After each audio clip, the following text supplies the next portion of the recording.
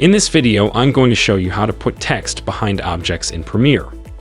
To get started, I just added a video clip with a text clip above it on my timeline. Let's begin by selecting your text clip and going up to Effect Controls. Position your time head at the start of your clip under Opacity. Click on the pen tool. Click somewhere around the edge of your object to create your first point. Then continue clicking around it to trace it.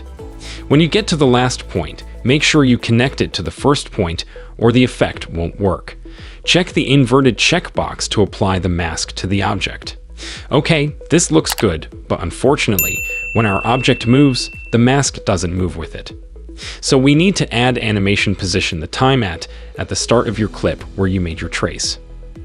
Click on the stopwatch. Toggle next to Mask Path to create your first keyframe. Move the time, head to the end of your clip. Select the mask in Effect Control so that you can see it click and drag to move your trace mask to where the object is. You can also use the handles to reposition your points.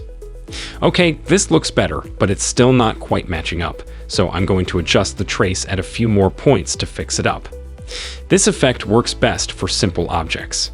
If you have complicated movements, you're going to have to create a keyframe for nearly every frame of animation. Alright, and there you have it.